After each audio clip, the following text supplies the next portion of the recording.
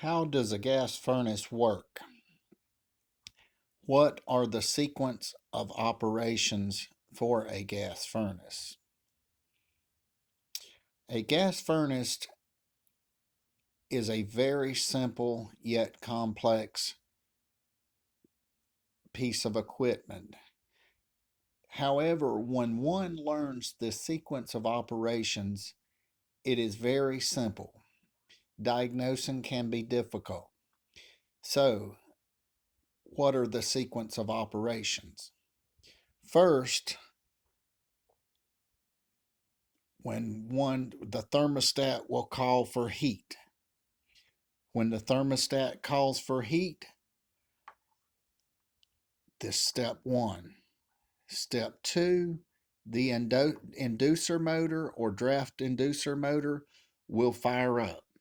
If one has a package unit outside enclosed all in one box, perhaps you could put your hand over it and feel it there. The inducer motor discharges any gas, fumes, or whatnot, and gets it so the unit is safe to operate.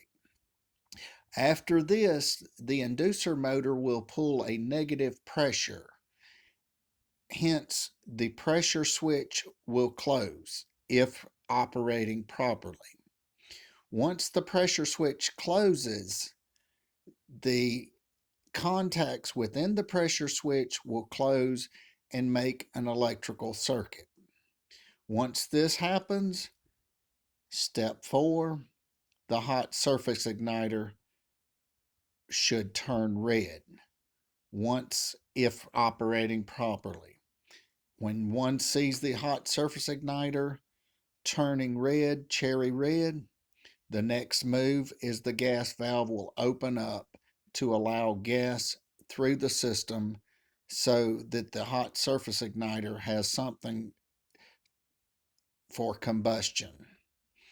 Next, if operating properly, one will see a flame, a blue, maybe a little bit of orange, and the flame will blow through. Secondly, the flame sensor senses that the flame is operating properly.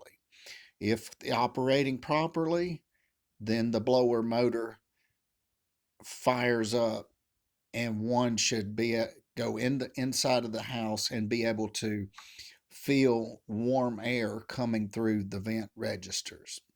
So again, how does a gas furnace work? There are a sequence of operations. One, the thermostat calls for heat according to temperature. Whatever temperature one sets.